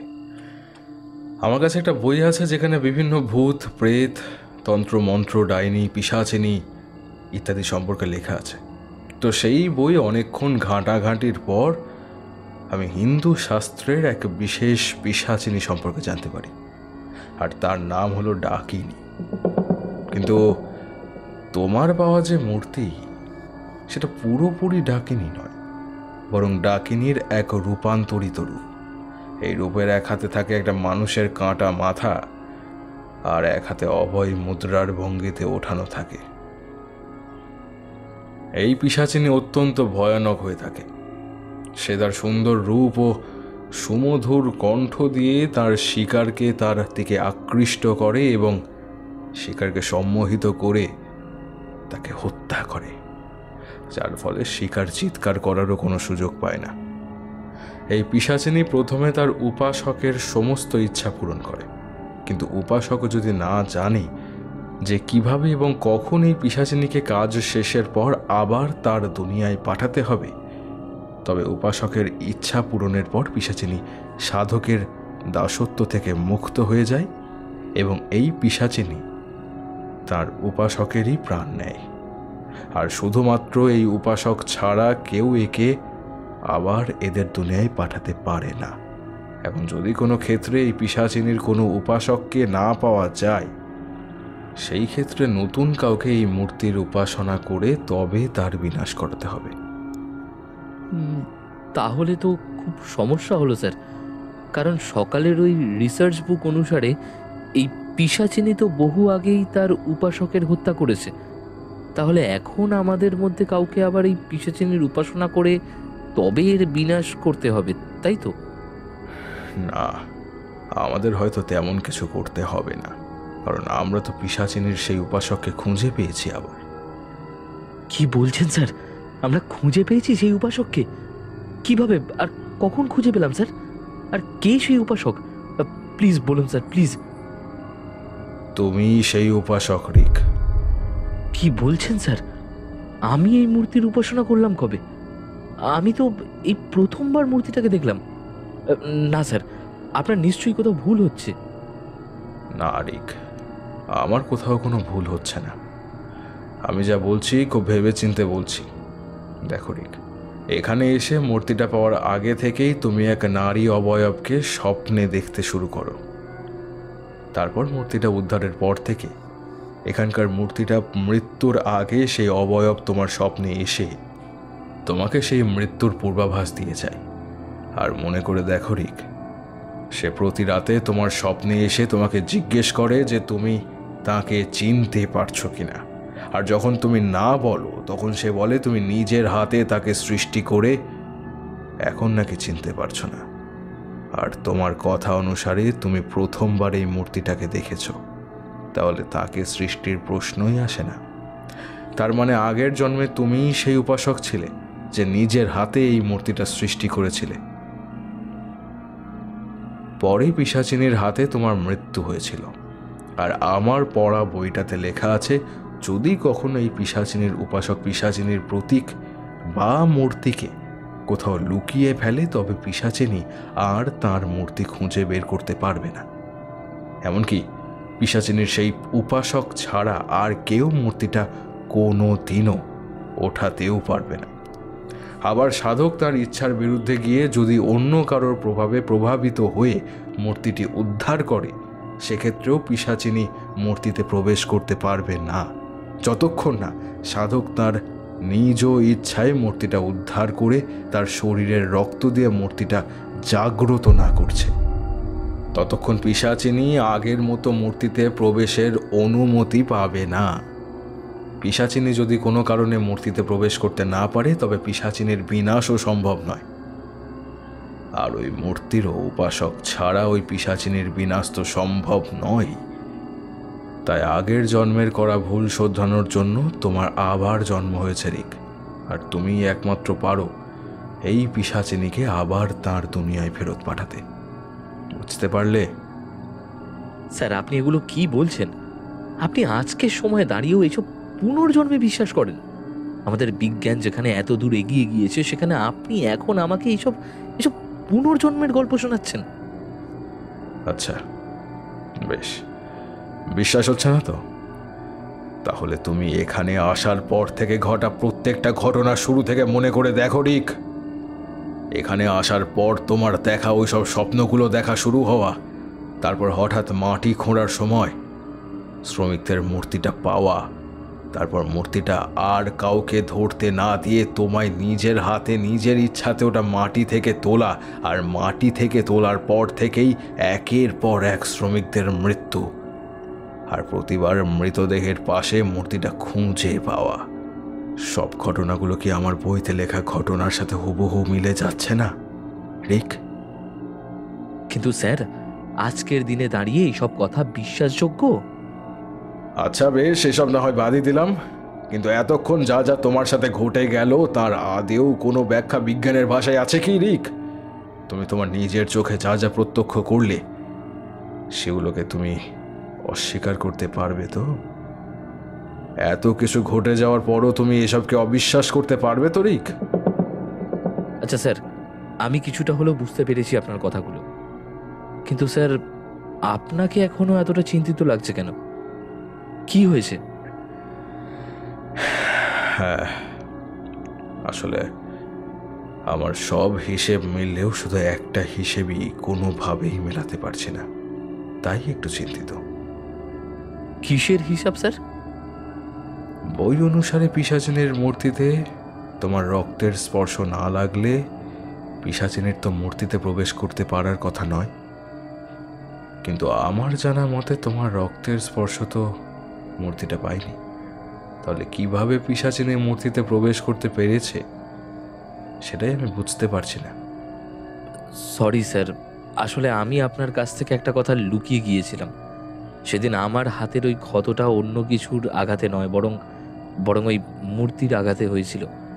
সেদিন যখন মূর্তিটা প্রথম পাই, তখন মূর্তিটা নিয়ে নাড়াচাড়া করতে গিয়ে অসাবধানতায় মূর্তির মাথায় থাকা ধারালো মুকুটে হাত লেগে আমার হাতটা অনেকটা কেটে যায়, আর আমার হাত থেকে বেশ কিছুটা রক্ত লেগে যায় মূর্তিটার গায়ে। কিন্তু আমি নিজেও জানি না কেন সেদিন আপনি জিজ্ঞেস করার পরেও আমি আপনাকে সত্যিটা বলিনি। কথা শেষ করে মাথা নিচু করে দাঁড়িয়ে থাকে রিক। ইটস ওকে রিক, যা হওয়ার তা তো হয়েই গিয়েছে, কিন্তু তোমার আরও আগে এগুলো আমায় জানানো উচিত ছিল, তাহলে হয়তো এতগুলো নিষ্পাপ মানুষের প্রাণ যেত না।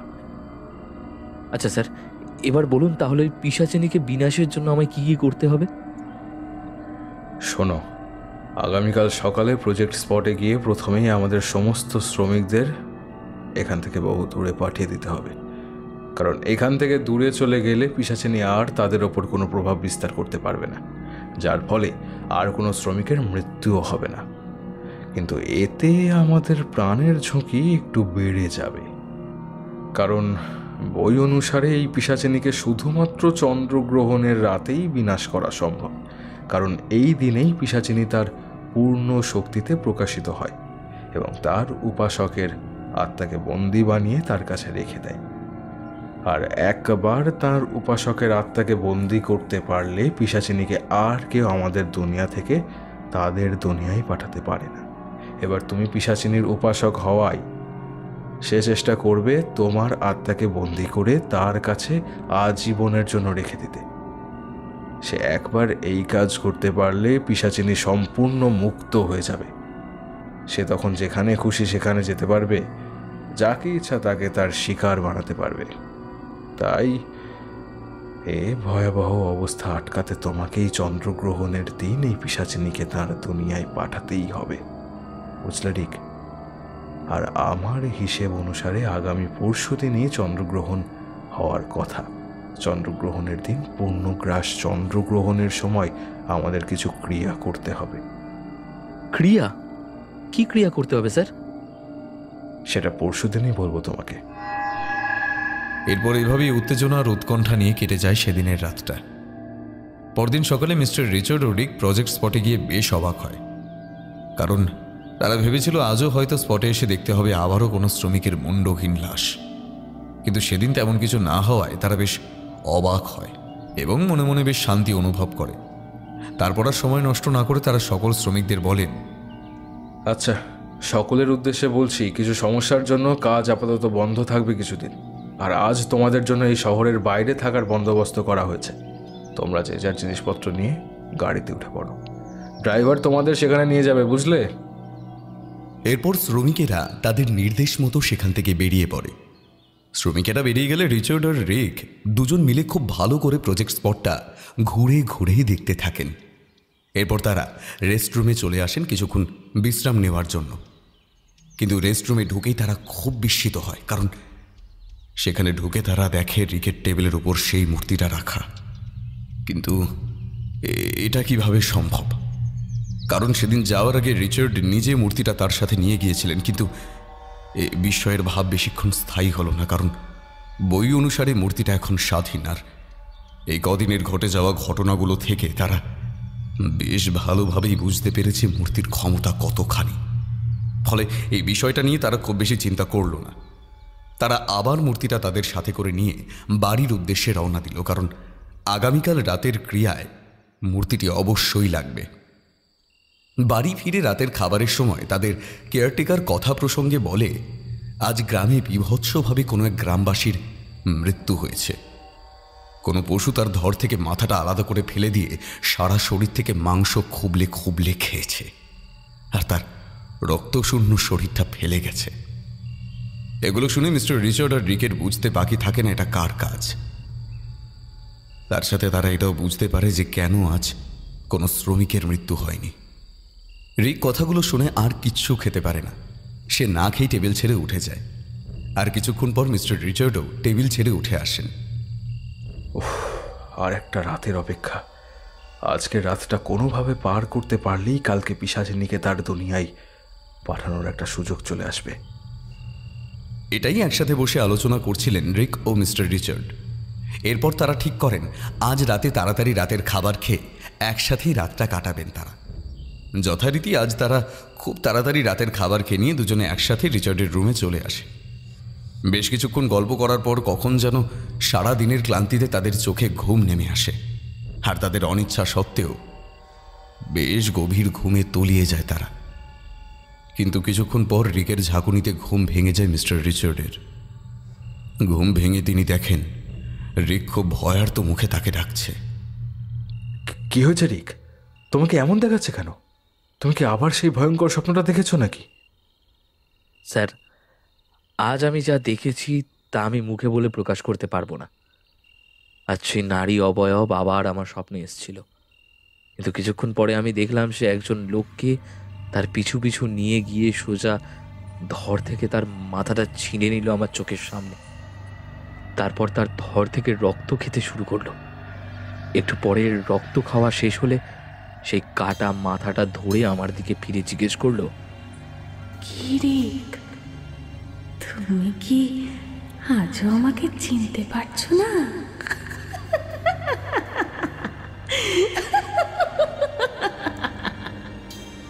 এটুকু বলেই সে বিকট শব্দে হাসতে লাগলো। আর তখনই দেখলাম আজ সেই নারী অবয়বটি আমাদের কেয়ারটেকারকে তার শিকার বানিয়েছে। এসব এসব কি বলছো তুমি রিক? আমাদের কেয়ারটেকার? তুমি তুমি ঠিক দেখেছো তো রিক? হ্যাঁ স্যার, আমি একদম ঠিক দেখেছি। কিন্তু আমার দেখাটা যদি একবারও সত্যি হয়ে থাকে তাহলে তো এতক্ষণের মধ্যে লোকটা পিশাচিনীর শিকার হয়ে গেছে। আপনি প্লিজ একটু আমার সাথে নিচে চলুন স্যার, প্লিজ। কোনো মতে নিজের কথাটা শেষ করে হন্তদন্ত হয়ে নিচের দিকে ছোটে রিক, আর তার পেছন পেছন আসে মিস্টার রিচার্ড।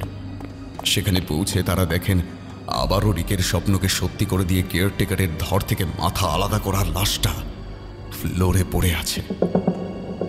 রিক এবার সত্যি খুব ভেঙে পড়ে। ভেঙে পড়াটাই স্বাভাবিক, মিস্টার রিচার্ড এবার রিককে সান্ত্বনা দিয়ে বললেন, আর কয়েক ঘন্টার বিষয় রিক, কিন্তু আমি তোমাকে কথা দিচ্ছি, তুমি যদি আগামীকাল এই বিধিটা যথাযথভাবে করতে পারো তবে আর কোনো মানুষকে এই পিশাচিনীর কবলে পড়ে জীবনটা হারাতে হবে না। রিচার্ডের কথা শুনে রিক যেন একটু শান্ত হয়। এই ঘটনার পর সেদিন রাতে আর ঘুম হয় না তাদের।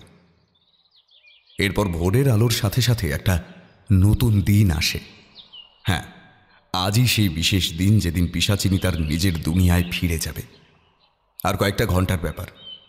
এসব ভেবেই কোনো মতে সেদিনটা পার করে তারা। এরপর আস্তে আস্তে রাত নামে। সন্ধ্যা থেকেই রিচার্ড ও রিক রাতের ক্রিয়ার জন্য প্রয়োজনীয় সামগ্রী গোছগাছ করতে থাকেন। এভাবে কাজ করতে করতে সময় কেটে যায় এবং তাদের কাঙ্ক্ষিত পূর্ণগ্রাস চন্দ্রগ্রহণের সময়ও হয়ে এসেছে। রিচার্ড এবার রিককে সমস্ত বিধিটা কিভাবে সম্পন্ন হবে তা বোঝাতে শুরু করেন। শোনো রিক, এই ক্রিয়ার সব কাজ তোমাকেই করতে হবে, আমি শুধু তোমার পাশে থাকবো। এই বিধির জন্য পূর্ণগ্রাস চন্দ্রগ্রহণ শুরু হওয়ার আগে তোমাকে এখানে ঘুমোতে হবে। তারপর তুমি ঘুমিয়ে পড়লে আমি তোমার হাতে একটা বিষের ছুরি দিয়ে দেব, আর এখান থেকে আমি সেই পিশাচিনীকে আহ্বান করব। পিশাচিনী আগের দিনগুলোর মতো আবার তোমার স্বপ্নে আসবে। এরপর বিষয়টি তোমার কাছে স্বপ্ন মনে হলেও বিষয়টি তোমার সাথে বাস্তবেই ঘটবে।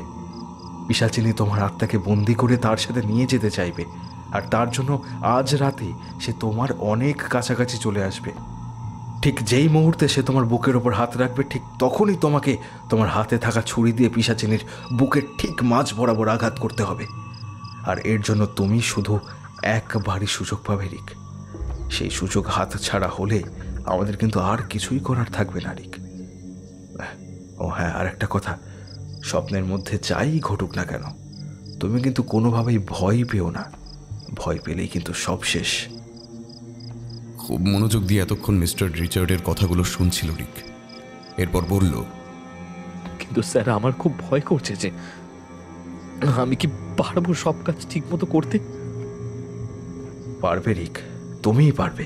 তোমাকে পারতেই হবে, নিজের প্রাণ বাঁচানোর জন্য হলেও তোমাকে পারতে হবে।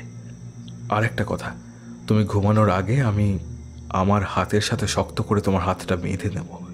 তুমি যাই করো, কখনো মনের ভুলেও স্বপ্নের মধ্যে আমার হাতটা ছাড়বে না।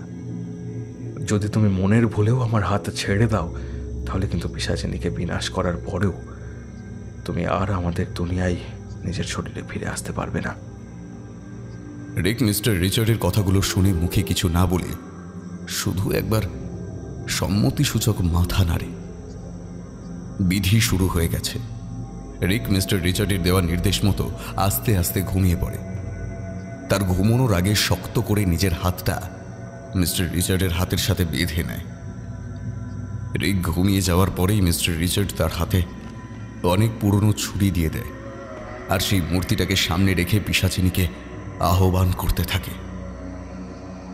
এদিকে রিক ঘুমানোর কিছুক্ষণের মধ্যে সে স্বপ্নের দুনিয়ায় চলে যায়, আর সে লক্ষ্য করে তার হাতে কোথা থেকে যেন একটা অনেক পুরনো ছুরি চলে এসেছে। সেবার এদিক ওদিক একটু দেখতে থাকে। এরই মধ্যে হঠাৎ সে লক্ষ্য করে আস্তে আস্তে তার সামনে একটা ধোঁয়ার কুণ্ডলী তৈরি হচ্ছে, আর সেখান থেকে একটা নারী অবয়ব বেরিয়ে আসছে। কিন্তু এ কি দেখছে রিক? আজ রিকের স্বপ্নে আসা নারী অবয়বটি অন্য দিনের থেকে সম্পূর্ণ ভিন্ন। তার মুখে কোনো হাসি নেই, উল্টে তার মুখ রাগে লাল হয়ে আছে। সুন্দর মুখের জায়গায় আজ ফুটে উঠেছে খুব বিভৎস একটা মুখ। চোখগুলো আগুনের মতো জ্বলছে, লকলকে জিভ লম্বা হয়ে যেন মাটি ছুঁতে চাইছে। তার হাতে দেখা যাচ্ছে অনেক বড় বড় নখ। সে নারী অবয়বটি এবার হিস হিসে কণ্ঠে রিকের উদ্দেশ্যে বলতে শুরু করে,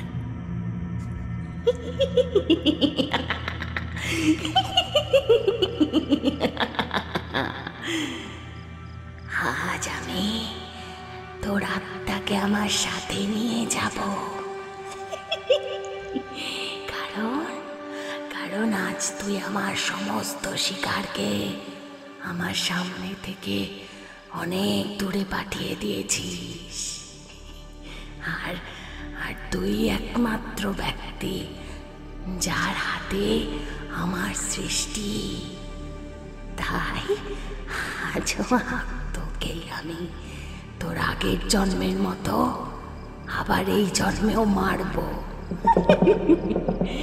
তারপর তারপর তোর আত্মাটাকে আমার কাছে আজীবনের জন্য বন্দি করে রাখবো।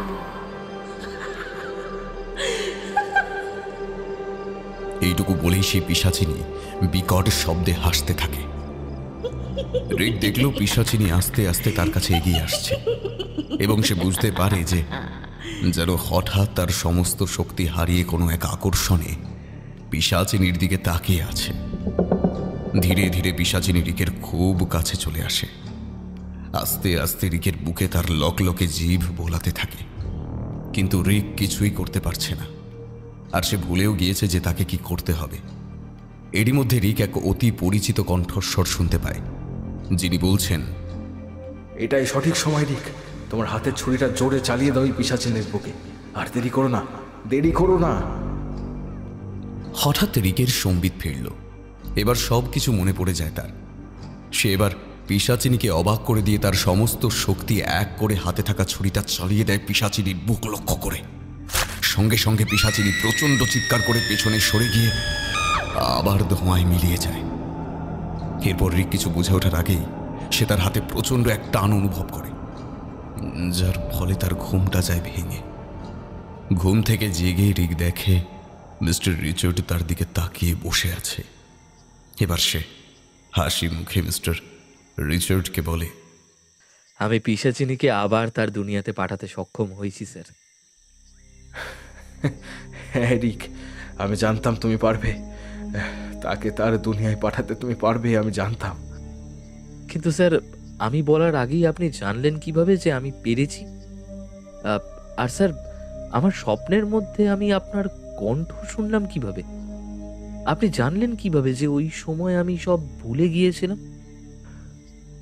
আসলে আমি লক্ষ্য করছিলাম তুমি হঠাৎ করে স্বপ্নের মধ্যে খুব ছটফট করছিলে, কিন্তু তোমার হাত নড়ছিল না। তাই আমি ধারণা করলাম যে হয়তো পিশাচিনী তোমাকে কোনোভাবে সম্মোহিত করেছে, তাই তুমি ইচ্ছে থাকা সত্ত্বেও হাত নাড়াতে পারছো না। তাই আমি তখন এখান থেকে তোমার সম্বিত ফেরানোর জন্য তোমার কানে কানে ওই কথাগুলো বলেছিলাম, আর তার কিছুক্ষণের মধ্যেই তুমি আবার তোমার হাতটা নড়াচড়া শুরু করলে। এবং ওই দেখো রিক, ওই পিশাচিনীর মূর্তিটা ভেঙে পড়ে আছে। মূর্তিটা ভাঙার পরেই আমি নিশ্চিত হই যে তুমি পিশাচিনীকে আবার তার দুনিয়ায় পাঠাতে সক্ষম হয়েছ। মূর্তিটা ভেঙে পড়ার সাথে সাথেই আমি তোমার হাত ধরে টান দিয়ে তোমার আত্মাকে আবার আমাদের দুনিয়ায় ফিরে আসার নির্দেশ দিই, আর অবশেষে তুমি জেগে ওঠো। এই ঘটনার পর সেদিনের বাকি রাতটুকু মিস্টার রিচার্ড আর রিক টুকটাক গল্প করেই কাটিয়ে দেয়। আর পরদিন সকালে তারা তাদের মেইন অফিসে ফিরে যায়। যদিও তার কিছুদিন পর তারা আবার একটি নতুন দলের সাথে সেখানে আসে প্রজেক্টের বাকি কাজটুকু শেষ করতে। কিন্তু সেদিনের ওই রাতের পর ওই জঙ্গলে আর কেউ কখনো প্রাণ হারায়নি।